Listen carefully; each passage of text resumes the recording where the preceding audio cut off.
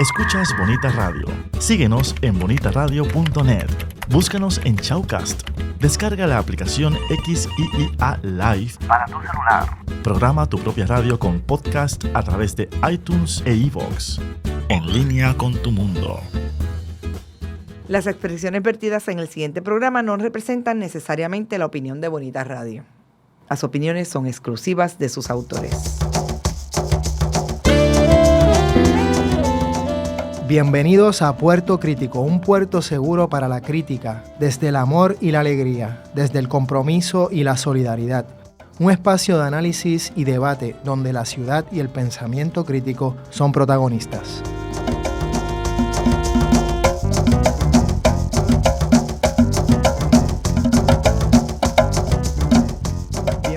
Y bienvenidos a Puerto Crítico. Estamos aquí en Bonita Radio, en red global a través del internet. Y en este programa en Puerto Crítico, en red translocal, ya que les habla Juan Carlos Rivera Ramos, alias Juanqui, desde San Juan de Puerto Rico, y Miguel Rodríguez Casellas desde Sydney, Australia. Un abrazo, Miguel, ¿cómo estás? Miguel, ¿se cayó? Ajá, Miguel, buenos días. Hola. Hello. Digo buenos días porque allá en Sydney ya es jueves. Así que te digo buenos días, Miguel. ¿Cómo estás? Saludos. No te escuchaba, ahora es que entré. Sí, lo sabemos. Nos dimos pues cuenta. Bueno. ¿Estamos al aire entonces? Estamos al aire, en la crisis permanente, y ya estos son indicios. Sí, ves, ya hasta se caen las llamadas. Bueno, un saludo. Aquí estoy listo para recibir a otro reincidente, gran amigo nuestro. Pero dejo que lo presente. Tremendo. El programa de hoy hemos decidido titularlo Reflexiones en torno a la crisis contemporánea o la crisis permanente. Conversaciones con nuestro invitado de hoy, Carlos Pavón Ortega. A Carlos yo creo que no necesita introducción, pero de todos modos, Carlos es profesor en el Departamento de Historia de la Universidad de Puerto Rico. Es una referencia obligada, inevitable a la hora de discutir debates dentro de lo que es la historiografía puertorriqueña, pero también más allá de la historiografía puertorriqueña, la teoría crítica, que incluye teoría política y social y cultural en Puerto Rico. Así es que dentro de esos debates, hay obviamente varios de ellos, ha hecho varias publicaciones y entre ellas pues obviamente está Nación Postmortem, está El pasado ya no es lo que era, está Polémicas y ahora también quisiéramos traer a colación y hablar también sobre su último libro, su más reciente publicación, que se llama Mínima Política, textos breves y fragmentos sobre la crisis contemporánea. Y precisamente, un poco usando el libro como excusa, queremos tener a Carlos con nosotros nos parece importante comenzar este año de 2016 con reflexiones críticas y con debates que nos lleven a otros discursos, que no son los discursos hegemónicos, que no es el sentido común político que de alguna manera nos tiene en una realidad que es casi apolítica o pospolítica. Así es que nada, con eso como introducción te queremos dar la bienvenida, Carlos. Gracias por estar aquí. Bueno, gracias a ustedes por la invitación. Siempre es un gusto y un placer participar de estas discusiones con ustedes en este espacio realmente único de la radio en Puerto Rico. Lamentablemente único, pero por tanto muy importante. Gracias por eso, y no lo cogemos a la ligera, porque nos parece importante lo que dices, ¿no? Y tu opinión la valoramos mucho. Tanto así que también has hecho artículos sobre este programa junto al colega Juan Carlos Quintero Herencia. Precisamente por la importancia que le atribuimos a este espacio. Exactamente. Porque es un espacio realmente singular, de discusión seria, crítica, rigurosa, pero también amena. Seguro. De nuestra realidad y la realidad internacional, y lamentablemente no tenemos esos espacios en la radio en Puerto Rico, ni en la televisión tampoco. Y por lo tanto, pues nos tomamos en serio los radioescuchas del programa, que lo somos, lo que aquí se discute. Muchas gracias. Y asimismo invitamos a que nos tomen en serio y que también abro la oportunidad, que siempre ha estado ahí, pero para que traigan comentarios, críticas, sugerencias para el programa, tanto a nivel de temas como de invitados y obviamente de contenido. Y bueno, para comenzar ya en nuestra conversación, Carlos, habría mucho y hay mucho de lo que podemos discutir. Quisiera de manera tal vez espontánea hablar, y no para remachar lo mismo, pero sí es importante lo siguiente.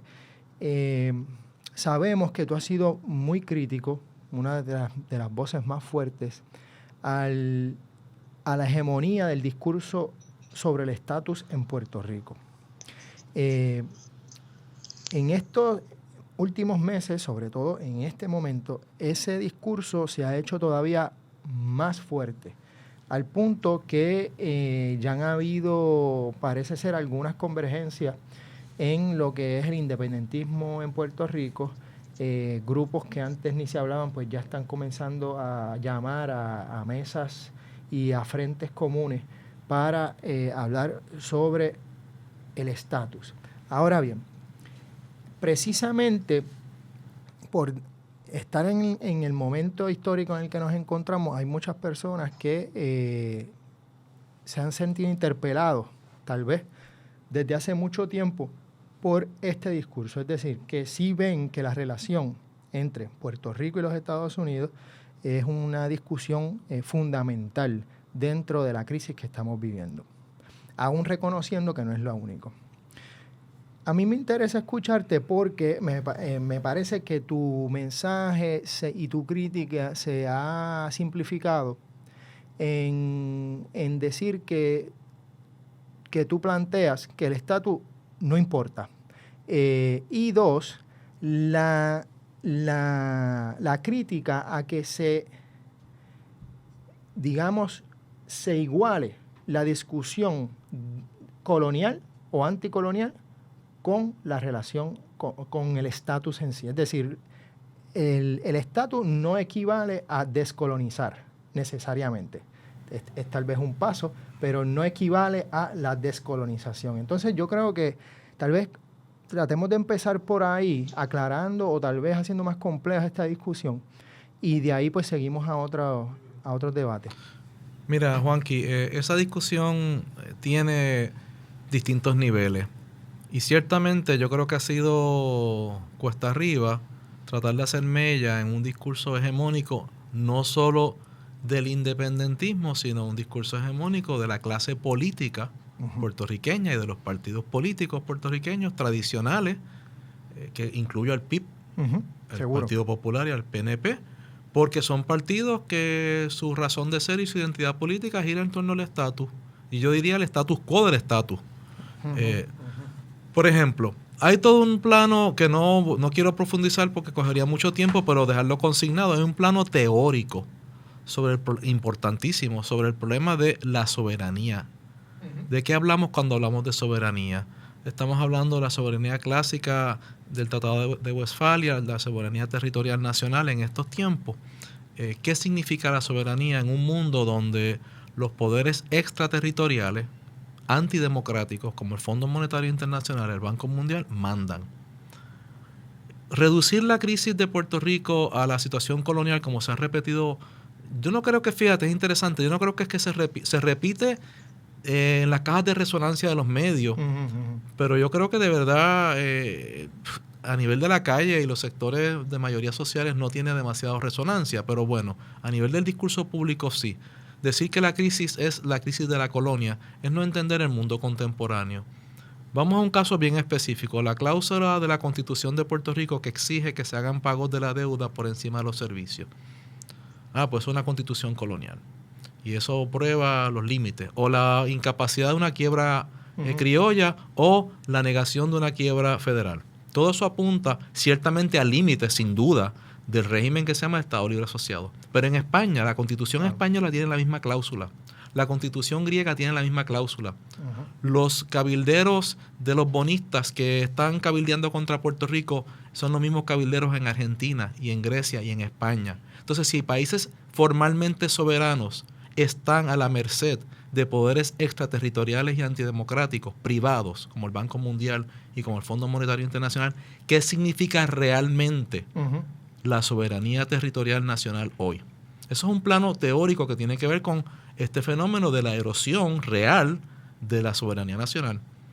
Eso es un plano que habría que discutir y aquí no se discute prácticamente ninguno. Pero hay otro plano. Es falso que yo haya escrito o dicho en ningún sitio que el estatus no es importante. Hay un chantaje, hay que decirlo claramente, que opera desde el independentismo y el llamado soberanismo. Si no se habla del estatus en sus términos, no se considera que es importante. ¿Y cuáles son los términos en que ellos hablan del estatus? En unos términos hiperformales jurídicos.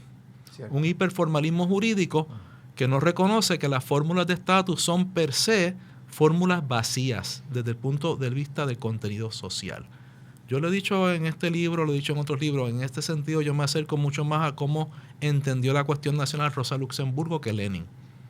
Porque yo creo que el estatus sí es importante, sí hay unos límites institucionales al Estado Libre Asociado que es evidente que se están dando y hay problemas que tienen que ver con el plano de poderes que pueda tener esa colectividad llamada Puerto Rico vis a vis esa colectividad llamada Estados Unidos, que están atravesadas por distintos poderes internos. Es decir, Puerto Rico no es un bloque homogéneo, Estados Unidos no es un bloque homogéneo, ambos están atravesados por relaciones de poder y cuando se dice Estados Unidos y Puerto Rico tendemos a borrar eso. Ese es otro problema que tiene que ver con las formaciones sociales de los respectivos países. Pero digamos, decir que el estatus es importante no es igual a decir que el estatus es el alfa y el omega de todo lo que sucede en Puerto Rico.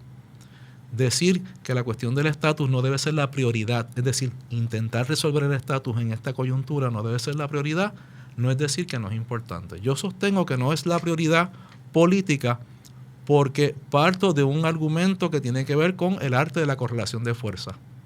Hoy por hoy, ante la hegemonía apabullante del neoliberalismo, ante la debilidad absoluta de los sectores populares, de las mayorías sociales en tener formas autónomas de organización política frente al poder local y transnacional. Cualquier salida inmediata o próxima al estatus es una salida neoliberal. Yo no veo otra manera, es una salida neoliberal. Porque los sectores que mandan del capital financiero y los sectores aliados a esos sectores en Puerto Rico van a estar en el poder mañana bajo cualquiera de las fórmulas de estatus. Por lo tanto, la prioridad debe ser, desde mi punto de vista, tratar de acumular fuerzas para crear un polo social autónomo de mayorías sociales en torno a una plataforma mínima común antineoliberal. Eso no quiere decir que no se debe discutir el estatus. Yo lo que pienso sobre eso es una tercera cosa. Si se va a hablar del estatus, hay que cambiar completamente los términos sobre los que se habla del estatus. El estatus debería entonces discutirse vinculado a cuestiones específicas respecto a cómo afecta específicamente una salida X de estatus a las formaciones sociales mayoritarias en Puerto Rico. Por lo tanto, cualquier defensa del estatus tiene que elaborar una discusión de la cuestión social. No se puede desvincular de la cuestión social. Tiene que estar vinculado a la cuestión social. Y tiene que contestar la pregunta de qué poderes, a ser ejercidos por quién, en beneficio de qué y con qué proyecto. Por lo tanto, una independencia abstracta, sin contenido social, una estadidad abstracta, un Estado Libre Asociado abstracto, fórmulas vistas de manera ontológica, no están hablándole a los problemas específicos de las mayorías sociales. Si se quiere hacer un vínculo entre crisis, deuda, agotamiento del colonialismo y estatus, creo que debería intervenirse desde el punto de vista de la lógica de la cuestión social. La cuestión social debe primar en toda esta discusión. ¿Qué tipo de estatus, en todo caso, en qué condiciones y bajo qué programa convendría a las mayorías sociales? Eso sería una discusión que requeriría una deliberación democrática y una participación real y efectiva de las masas. No 3 o 4 abogados soñando con una asamblea constituyente donde ellos piensan que de alguna manera mágica van a trucar su expertise técnico jurídico en una mayoría para una salida abstracta a favor de una fórmula. Así que son varios los niveles. Hay una discusión teórica, hay una discusión político-estratégica y vamos a asumir la discusión del estatus. Si se va a asumir, debe de plantearse, yo creo que, como repito, reformulando, no es prioritario.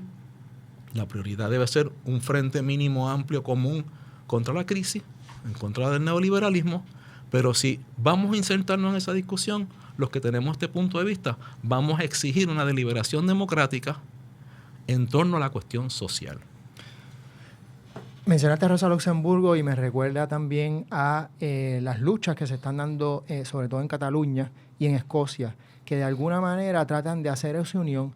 Y lamentablemente los últimos movimientos que se han hecho en Cataluña, de alguna manera parece que el independentismo, digamos el énfasis en el estatus, ha barrido un poco el énfasis en la justicia social, pero que en el camino parecía que eran dos fuerzas que, digamos, que eran un movimiento que iba juntos, ¿no? Sí. La justicia social, la lucha antineoliberal y las posibilidades de la independencia. Pero vamos a una pausa y regresamos a Puerto Crítico.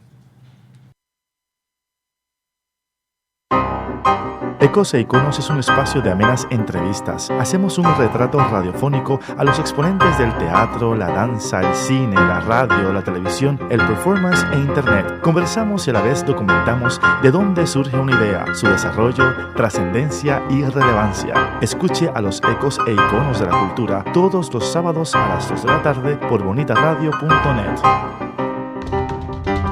Soy el licenciado José Ariel Nazario y les invito todos los miércoles a las 10 de la mañana a escuchar el análisis legislativo único, política, sociedad, economía y temas de actualidad de nuestra realidad puertorriqueña.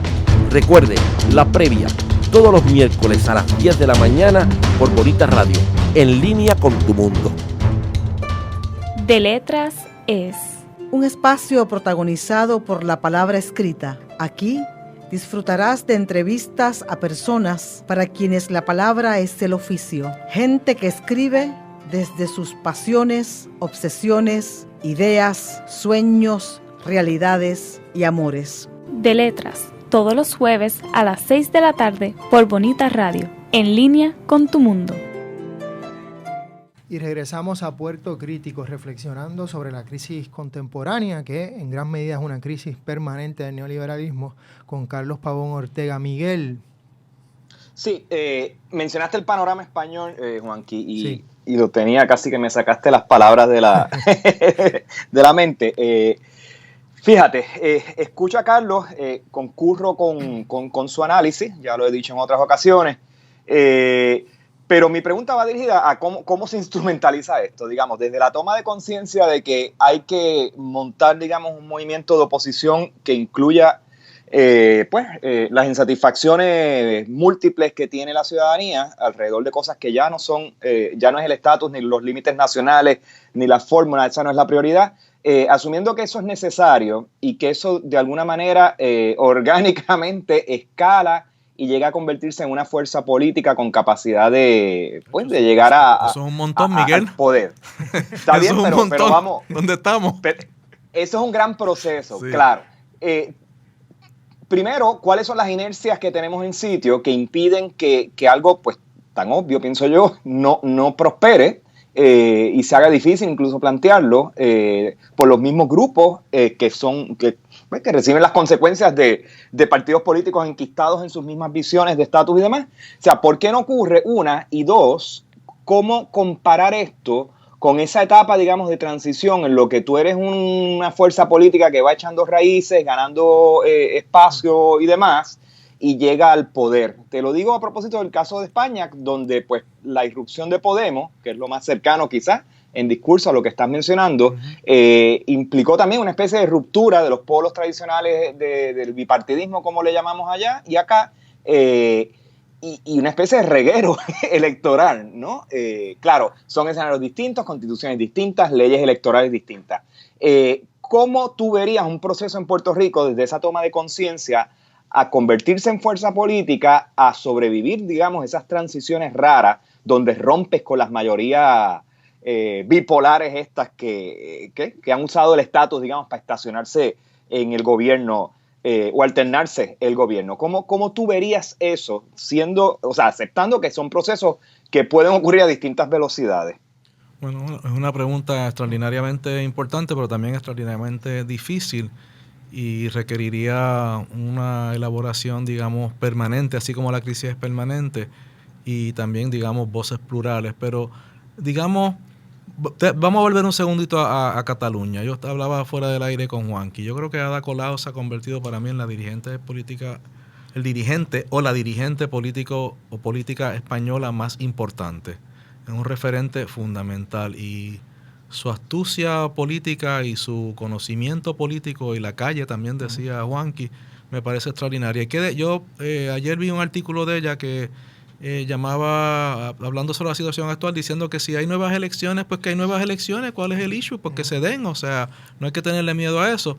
Y planteando y una frase bien importante que decía: yo no soy ni he sido nacionalista ni independentista. Que hay gente equivocada respecto a eso a Colau. Y dice: yo voté en el referéndum a favor de la independencia para romper el inmovilismo, pero no creo que el 47 y el 48% a favor de la independencia es un mandato hacia la independencia. ¿Por qué? Porque ella cree en un proceso deliberativo, abrir un proceso deliberativo en toda Cataluña, donde se discutan distintas opciones y que se identifique y se clarifique cuál de esas opciones, si algunas, y no son solamente binarias, dice ella, es la que puede traer mayor beneficio a las mayorías sociales.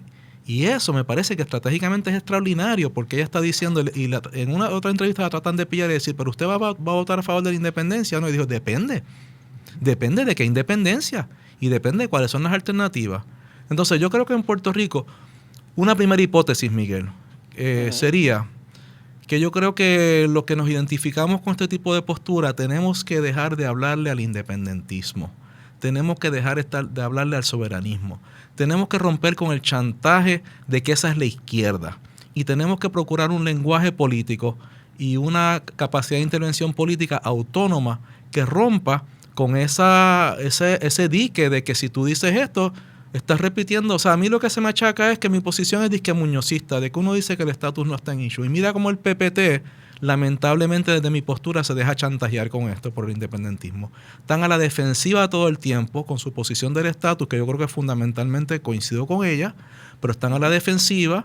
Se lamentan de que Rubén Berrío, by God, que Rubén Berrío no los invitó a una conversación. Pues qué bueno, sálganse de eso. No esperen a que Rubén Berrío los invite a hablar con el PPD y el PNP. Desarrollen una estrategia independiente, tomen la ofensiva, cambien los términos de la discusión de la cuestión del estatus. Incidan, irrumpan, tomen ofensiva, que es lo que ha hecho Podemos, pero no, a la defensiva, lamentándose, porque bendito sea Dios, porque Rubén Berrío no los invitó a una mesa. Pues qué bueno. ¿Y quién dice que eso es un asunto que le corresponde a los partidos nada más, y mucho menos a los partidos tradicionales? ¿Y la ciudadanía qué? Entonces, yo creo que lo que yo creo que se puede pensar sobre Podemos para uno hablar en voz alta y ver qué tipo de traducción, si alguna, tiene en Puerto Rico, es que Podemos dijo: nos queremos salir de izquierda a derecha. Nos queremos salir de ese chantaje de supuestamente entender lo que es la izquierda y entender lo que es la derecha, y que nos pinten en la izquierda. Y plantearon un discurso transversal. Casta contra plebeyos. Pueblo contra casta. Entonces yo creo que aquí habría que también, de alguna manera, formular y articular unos discursos transversales. Transversales respecto al estatus. Transversales respecto a la cuestión social. Y tratar de hablarle a otros sectores y a otra gente, y tratar de que se pueda ver en la práctica que ese discurso es nuevo, es novedoso, y que no te encasillen, porque de nuevo, volviendo al caso del PPT, yo creo que el PPT, y traigo el PPT porque desde los partidos existentes es el que con uno tiene más simpatía, pero el PPT, por ejemplo, también ha permitido que esa respuesta a la demanda del independentismo, defínanse, díganos si son o no son independentistas, quieren acallar esa base independentista o quieren mantener sus credenciales con ellos, y terminan siendo percibidos como un partido independentista más en Puerto Rico. Entonces no han logrado para mí un lenguaje y unas categorías que se puedan identificar como novedosas, distintas, que rompen con este paradigma. Por ahí habría que empezar, Miguel, yo creo. Empezar a irrumpir con una cosa que se identifique claramente como: mira, esto a mí me cuesta ubicarlo, me cuesta ver qué es lo que es, porque es distinto, porque es nuevo, porque hablan otra lengua política, y una lengua no moral ni moralista, ni self-righteous, y una lengua que trate de realidad articular un nuevo sentido común con el énfasis en lo común de las reivindicaciones de las mayorías sociales. Jay Fonseca se quejaba en Facebook cuando el día que se vio a la vista del Tribunal Supremo de Estados Unidos de que era un día histórico y la gente en Puerto Rico no le parecía importar. Y entonces regañando a la gente porque no le importaba y no se daban cuenta de la historia que estaba aconteciendo ante sus ojos, en vez de preguntarse precisamente por qué a la gente le importa un pito que el Tribunal Supremo decida X o Y, como si eso fuera a cambiar la realidad cotidiana y la materialidad de la gente en Puerto Rico.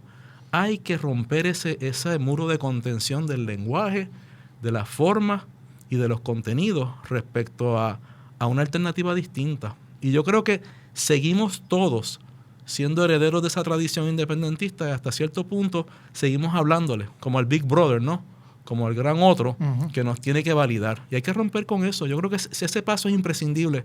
Hay que constituir una alternativa política radical no independentista, desde mi punto de vista. Y en esa línea me parece que el discurso enfocado en la democracia, y hemos estado de acuerdo y estamos trabajando juntos en ese proceso poco a poco, buscando formas, es fundamental. Y me parece que también lo pones en tu libro, en Mínima Política, cómo la crisis es política, no es una cuestión técnica y de expertos, que parte también, como habías mencionado, del monopolio, digamos, del estatus jurídico, pues hay un monopolio enorme de abogados e independentistas, de think tanks, ya sean locales o de Estados Unidos, para explicar o tomar decisiones. Sin embargo, no hay casi nadie participando en este proceso del pueblo en general, por usar un término, ¿no? ¿Qué te parece ese énfasis en la democracia como trampolín? Creo que sí, que es fundamental. Creo que por ahí se puede ir articulando un nuevo sentido político. La noción de democracia de lo común. Pero mira, volviendo a la pregunta de Miguel, y te traigo un ejemplo específico. Miguel, hoy estuvo el secretario del Tesoro de Estados Unidos en Puerto Rico. Ajá, Lu. Sí, se reunió con el gobernador. Que yo lleve cuenta, Juan y Miguel me corrigen, yo no creo que se haya dado en Puerto Rico una sola manifestación en contra del pago de la deuda.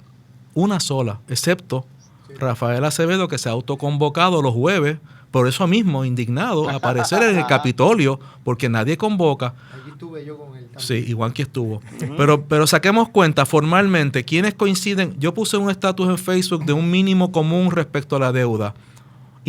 Moratoria al pago de la deuda, en lo que se hace una auditoría ciudadana para entonces formular una reestructuración, negociar una reestructuración de la deuda y acompañar eso con una consulta, que si no es binding, por lo menos es una consulta popular de si la gente está de acuerdo con que se pague la deuda o se provean servicios. Esos 4 mínimos, yo creo que los apoya el PIB, el PPT, el Sindicato Puertorriqueño de Trabajadores, el MUS, Vamos, otros sindicatos, Carmen Yulín, Manuel Natal, alcaldes populares, por dar una lista de sectores y individuos.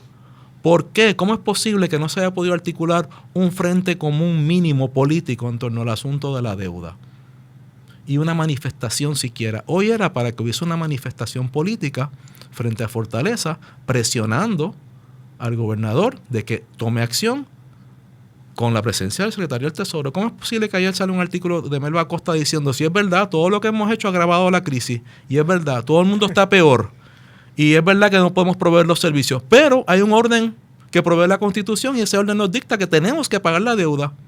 Es que eso es inaceptable. Y si hay tantos sectores disímiles que están de acuerdo con ese mínimo, ¿por qué? Y es una pregunta que no hago retóricamente. ¿Por qué no se puede articular un frente mínimo común en torno a la deuda? No sé, son las elecciones, son los intereses parroquiales, es que. Pero ese es el hecho. Ha habido una imposibilidad.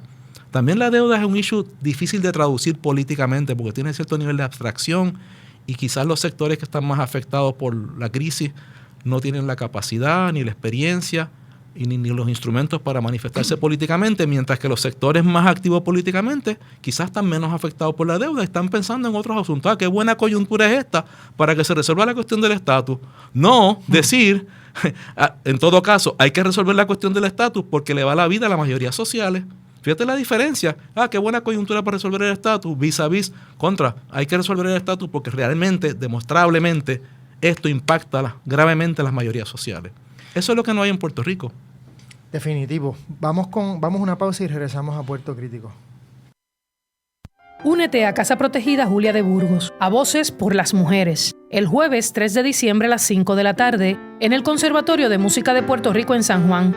Entonaremos el himno a la mujer trabajadora, como parte de la acción concertada con la campaña de las Naciones Unidas, 16 días de activismo contra la violencia de género. Ese día, voces de cientos de mujeres se unirán para exigir no más violencia. Compra la canción por cdbaby.com o iTunes. Así cooperas con la campaña y exiges no más violencia contra las mujeres y niñas.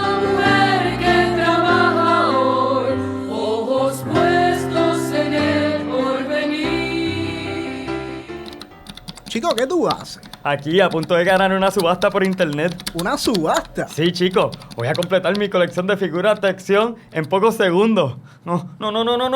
Chico, ¿qué pasó? ¿Qué pasó? Otra vez se cayó el internet. ¡Qué chavienda! Ay, Dios mío. Buzzer, la nueva técnica que ofrece estabilidad al Internet con planes residenciales desde $19.95 y comerciales desde $59.95. Llámanos hoy al 200-3535. Buzzer Wireless Network. Dale estabilidad a tu Internet. Nunca fue tan divertido estar en fila. El foro que propone la discusión sobre el séptimo arte tiene su espacio en la radio web. Estrenos, noticias, curiosidades y crítica al estilo único de En Fila. Miércoles a las 6 de la tarde, en El Tapón, agarra el popcorn y ponte en fila. Y regresamos a Puerto Crítico, hablando de la crisis permanente, la crisis contemporánea, con Carlos Pavón Ortega. Y Carlos, estábamos hablando de la deuda y que a veces es difícil.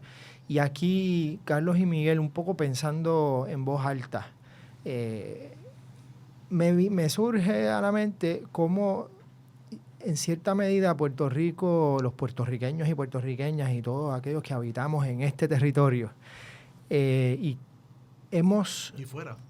Claro, pero me refiero más aquí, al territorio caribeño, al archipiélago caribeño, cómo hemos sido de alguna manera, o de gran manera, una audiencia cautiva, consumista, que tenemos un hábitus, en términos burdosianos casi, de consumo, en el sentido de que ya hemos casi naturalizado estar endeudados, tener crédito y endeudarnos, vivir sobre nuestros medios, por las razones, que esto no suene a moralismo, porque eso no es lo que quiero decir. Lo que quiero decir es que de alguna manera ha sido parte precisamente de ese gobernarnos a través de estos procesos, y cómo, pues, si bien es cierto que pues la deuda allá abajo, también nosotros estamos endeudados y buscamos las maneras personales para poder resolver, porque al fin y al cabo está todo el mundo tratando de ponerse al día con la tarjeta de crédito, con los préstamos estudiantiles, y obviamente no estoy hablando de toda la población, un sector que no es pequeño de la población, y con otras deudas. Y no sé, o sea, para un poco estoy tratando de contestar sin saber la contestación, preguntarme precisamente por qué es que todas estas manifestaciones, etcétera, no se han dado, y no desde una perspectiva, digamos, betancina de por qué los boricuas no se rebelan y ya, pero sí, también haciendo ese tipo de preguntas, pero no moralistamente. No sé, les pregunto a ustedes a ver si pudieran aportar algo ahí en ese proceso, porque también creo que reflexionas al respecto en el libro. Sí, no sé si Miguel quiere decir algo.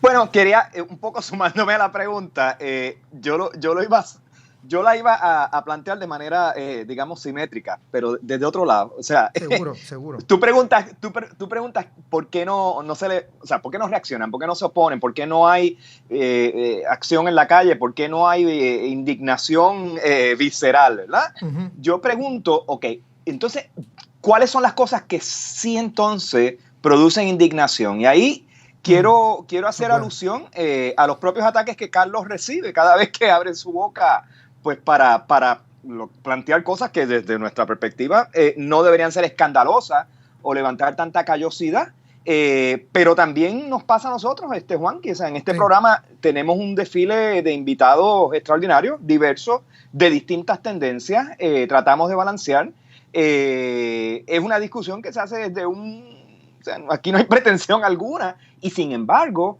fíjate que o sea, se inundan a veces las redes sociales, se inundan los comentarios de gente disgustada, de foristas disgustados, de que estos son especulaciones intelectuales, de que nosotros ignoramos a la masa, de que o sea, hay unas incomodidades que se activan con una facilidad increíble. Justo en el momento en que, oye, muy cándidamente, con mucha deferencia por las distintas audiencias, se traen las preocupaciones, se cuestionan los status quo, las comodidades, los consensos o falsos consensos. O sea, eso sí levanta un montón de reacciones viscerales. Entonces, pues, mi pregunta paralela a la tuya, Juanqui, es, ok, ¿por qué no reacción para unas cosas que son obvias y por qué unas reacciones tan rápidas, tan viscerales, tan negativas para los pocos espacios o las pocas oportunidades o las personas que de alguna manera, bien mal o regular, están tratando, ¿no?, de jamaquear esa comodidad? Eso no lo entiendo. Y me gustaría saber una perspectiva de Carlos con respecto a eso. ¿Por qué tanta incomodidad para unas cosas y tanta paguatería para otras que tienen una prioridad enorme? Sí, yo digo de nuevo, son preguntas importantes que no se pueden contestar aquí, pero, o sea, de una vez y por todas, sino son preguntas abiertas y fundamentales. ¿Seguro? Pero, por ejemplo, yo haría referencia a un elemento histórico. Yo, en el libro anterior a este, Polémicas, tengo un ensayo que a mí me parece el ensayo más importante de ese libro, si puedo autorreseñarme. Bueno, lo más importante es la entrevista de aquí. Bueno, después de la entrevista de ustedes, exacto, por supuesto, ¿no? Claro. Que se llama ¿Qué queda de la izquierda? Donde yo desarrollo un pequeño bosquejo sobre el divorcio histórico.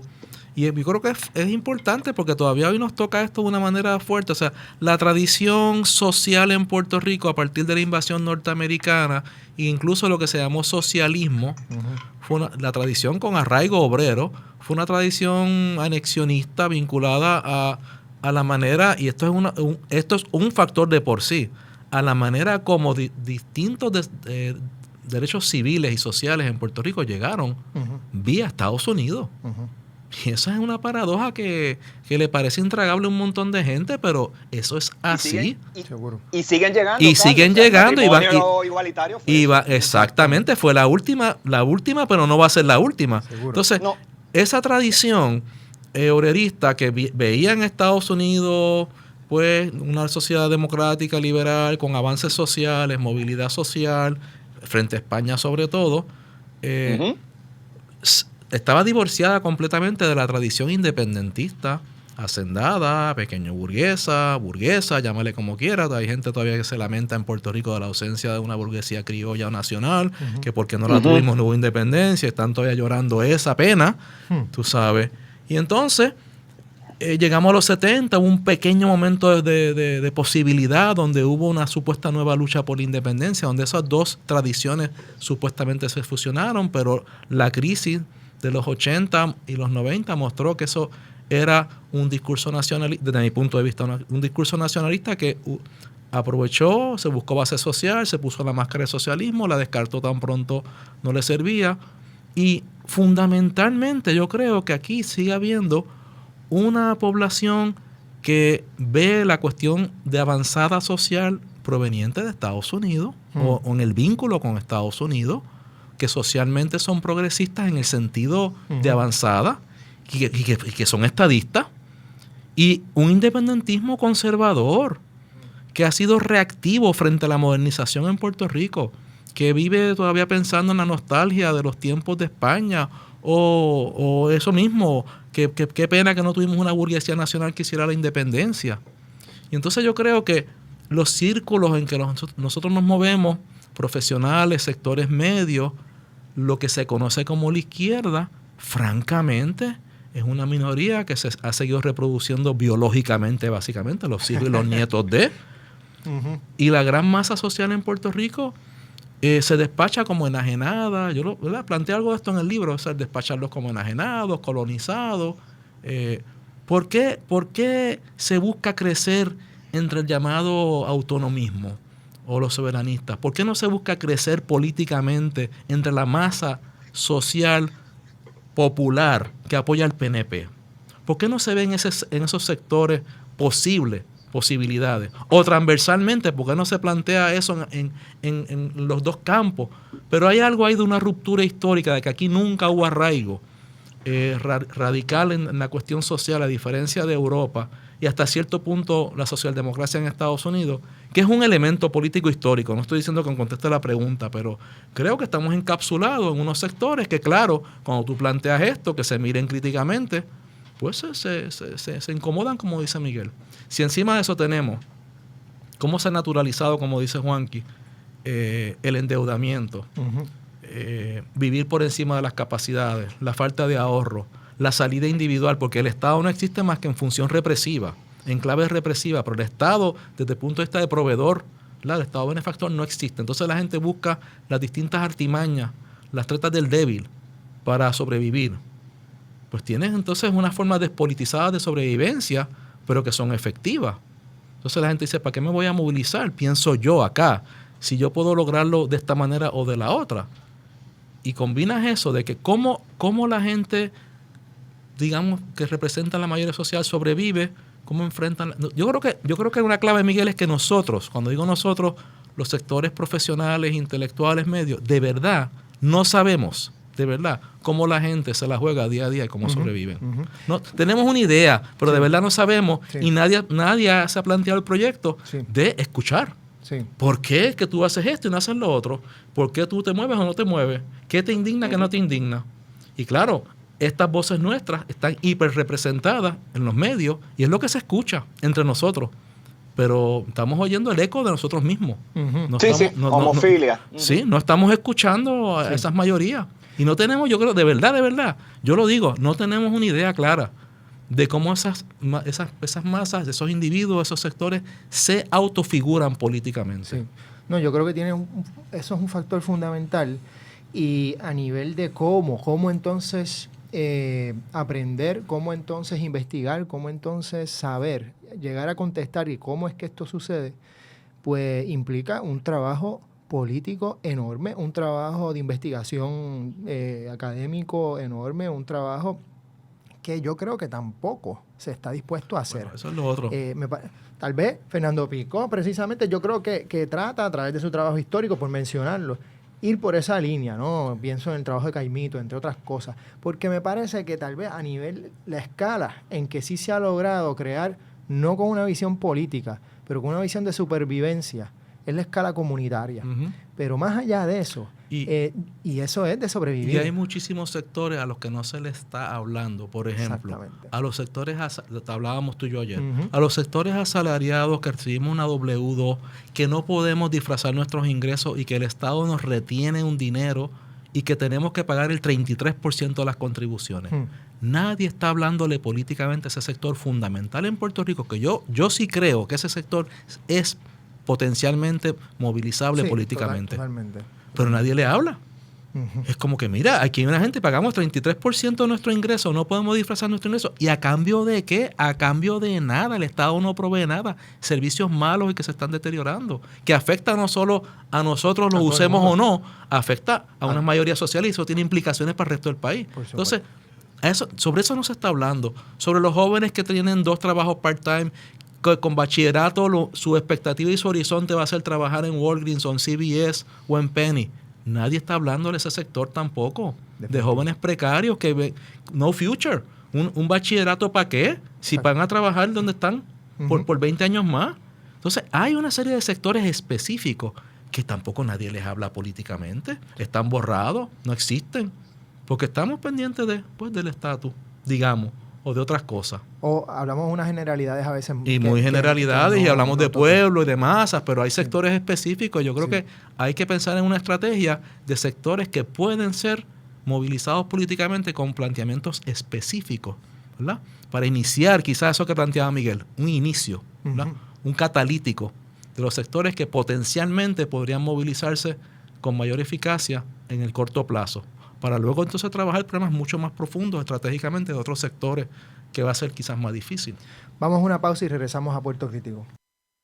Retorcidos, en su nueva etapa y como proyecto informativo de CABE. Todos los lunes a las 6 de la tarde. Con Zaira Lespier y Joey Pons. Tendremos noticias, discusión de temas actuales y anuncios sobre equidad, respeto a la diversidad y justicia social. Acompaña a CABE todos los lunes a las 6 de la tarde en Retorcidos por Bonita Radio.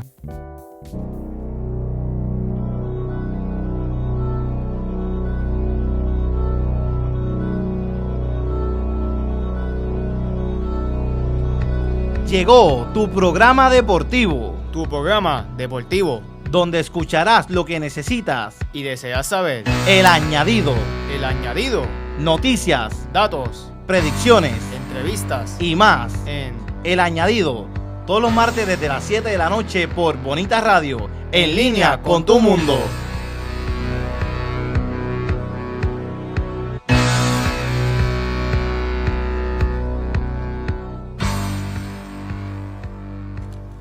Y regresamos a Puerto Crítico hablando y reflexionando sobre la crisis permanente, la crisis contemporánea en Puerto Rico y el mundo. La crisis del neoliberalismo que es permanente. Con Carlos Pavón Ortega. Miguel, ¿algún comentario? Sí, tengo una pregunta un poco random, pero nada, aprovechando que tenemos un historiador ahí, in-house ahora mismo. Eso dice el diploma. ¿No te parece que hay algo aquí hay una especie del embrujo del nuevo tratadismo en Puerto Rico? El nuevo trato rooseveliano, que de alguna manera esa fórmula de un lugar asediado y viene la gran nación a ayudarnos y se organiza todo un aparato burocrático gubernamental y las cosas van a estar bien, y así fue. ¿No te parece que hay como una especie de fascinación, embrujo por ese momento y que es ese acto inicial de salvación el que quiere repetirse una y otra vez, y todavía al día de hoy estamos esperando a que este hombre que vino hoy, el Lu, venga a salvarnos? ¿No te parece que hay algo ahí? Absolutamente, estoy contigo completamente. Que hay algo de la eso. Interpretación. Entonces, la otra pregunta es... Porque fíjate, me decía un amigo, hablando de estas cosas, porque uno habla de estas cosas con los amigos en distintos lugares, me decía que la explicación que él da, aquí se está esperando, y la frase que tú usas es que le tiren un cabo a Puerto Rico. ¿Quién? Los americanos. Tú sabes, porque hay una cierta noción que opera de que, bueno, en algún momento van a intervenir y algo van a hacer. O sea, esto se va a resolver. Porque es imposible que no se resuelva. Porque, claro, en aquel momento se resolvió y hay una nostalgia con eso. Yo puedo entender que eso opere, digamos, en lo que se llama, ¿verdad? La psicología, no creo en esto, pero voy a usar el término por prisa, ¿no? La llamada psicología popular. ¿Verdad? Una psiquis colectiva, whatever, que yo mismo no creo en eso, pero lo digo por avanzar. Pero que eso se articule desde sectores que supuestamente han pensado esto y se dedican a pensar esto y están pensando en soluciones. No puede ser. Porque esta noción de que va a venir alguien este relato de que nos va a salvar a alguien, en este caso alguien siendo el Congreso o Estados Unidos, que esto se va a resolver, pues claro, eso invita también a un inmovilismo tremendo. Y creo que sí, Miguel, que eso está bien presente, ese momento está ahí, como ese mito opera bien fuertemente. Aunque es loco, porque si hay unas diferencias ideológicas gigantes. En aquella época tú tenías a un sector socialista o institucionalista que estaba muy bien parado en el gobierno de los Estados Unidos, que estaba impulsando unas políticas públicas progresistas, que es muy diferente a la plataforma neoliberal y que hay, y con una crisis en Estados Unidos real, que no está, que se dice que la crisis allá se ha controlado, pero la gente no está viviendo eso. La gente lo que está viviendo es una crisis terrible.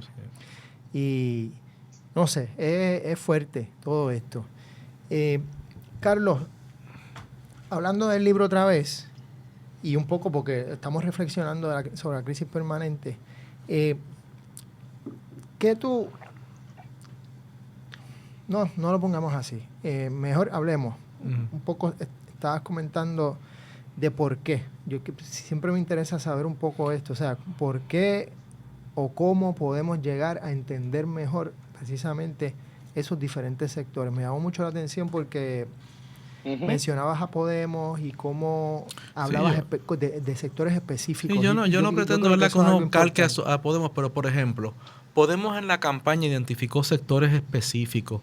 Yo recuerdo una carta que difundió por las redes Erejón, dirigida a los jóvenes españoles que se habían visto obligados a irse de España invitándolos a que ellos esperaban crear mejores condiciones para que volvieran, instándolos a votar. O sea, mira, bien directa, bien personal, le hablaba por nombre y apellido de una vecina, de una amiguita que tuvo en la escuela, en el barrio. O sea, ellos tienen un target estratégico, ellos tienen unos sectores que identifican, porque Podemos no es un movimiento proletario, ni es un movimiento, digamos, de eso que podríamos llamar el subproletariado. No es un movimiento bien de abajo, o sea, de la gente más de la miseria en España, de la gente de los homeless, de los deambulantes. No, Podemos tiene un perfil bastante profesional, clase media, jóvenes, intelectuales, una clase media deteriorada, porque ellos saben quiénes son y han ido estratégicamente a buscar, interpelar sectores que como ellos se han movido, sin negar quiénes son, ir más allá. Entonces aquí no hay pensamiento estratégico, creo yo, y no identificamos sectores fuera de lo que creemos que son los políticamente conscientes, o esta palabra que yo de verdad detesto, activista, para entonces moverlos a ellos para que ellos muevan. No, aquí hay que pensar the whole new ball game en términos estratégicos y pensar de cero, casi, una estrategia para adelantar la pregunta estratégica que hacía Miguel al principio del programa. Definitivo. Miguel, ¿algún comentario? Sí, bueno, estamos hablando de identificar en la demografía, en esta masa demográfica indiferenciada, subjetividades que no se ven a sí mismas como tales. O sea, y que el discurso mismo las organice y las movilice eventualmente. O sea, que es un trabajo casi que literario, oye, narrativo. Es narrativo. Hay que construir una narrativa nueva, distinta, política, alterna. Metáfora, narrativa. Empezar por ahí. Una gramática, todo. Habría que empezar por ahí. Y eso es un trabajo de pensar. Sí. Hay mucho que pensar. Y con el desprecio que plantea Miguel a los que intentamos hacer eso bien o mal, no es fácil. Y uno no quiere victimizarse ni nada, pero cansa, irrita esta hostilidad permanente con la palabra intelectual y lo intelectual y las elucubraciones. Realmente es una cosa que uno se queda un poco pasmado. Que a estas alturas eso siga operando de esta manera entre sectores que precisamente están en esta órbita educada y profesional. Definitivo. Llama la atención, hemos mencionado el PPT, yo no es por tirarle la toalla al PPT, pero sí me parece interesante, un poco, me parece que sí hay cosas que pueden ser impulsadas, digamos, y las nuevas candidaturas de grupos, por ejemplo, Amarilis Pagán, creo que Mariana Nogales. Sí, Mariana Nogales, candidata a comisionado residente. Son candidaturas que me parece rompen con lo tradicional en el sentido de que vienen de otros lados, vienen con sus propios movimientos, sus propias organizaciones sin fines de lucro, con sus discursos que han sido críticos y que se integran a un movimiento político. Y ese tipo de cosas, pues, me parece que al menos rompe lo que tradicionalmente ha sido las formaciones de los partidos. Ahí hay que ver, y lo digo desde la simpatía, si el PPT logra romper con su origen político, que es un origen político en la izquierda política tradicional, Frente Socialista, si logra romper esa herencia y transformarse en otra cosa, hay un espacio para eso aquí. La cosa es si ellos lo van a aprovechar o no. Y para mí es una interrogante abierta. Muy bien. Y es una interrogante abierta lo que va a pasar en Puerto Rico, obviamente. Absolutamente. Este año es fundamental y me parece a mí que hay que decirlo, gritarlo a los cuatro vientos y seguir pensando, seguir organizándonos, seguir creando de alguna manera otras narrativas, otras metáforas, otras retóricas que son fundamentales para romper el sentido común hegemónico, que es el sentido común neoliberal. Absolutamente. Y del estatus desde una perspectiva decimonónica y mucho más allá. Muchas gracias, Carlos, por estar con nosotros. Siempre un placer. Miguel, un abrazote. Y abrazo a ambos. Muchas gracias a Luis Abreu Soto, que es nuestro nuevo técnico en el programa. Le damos la bienvenida y muchas gracias por hacer posible el programa. Hasta la semana que viene en Puerto Crítico. Escuchas Bonita Radio. Síguenos en las redes sociales, facebook.com/Bonita Radio y participa del Thrift Chat y Creatividad Boricua 101. En Twitter, Bonita_Radio. En línea con tu mundo.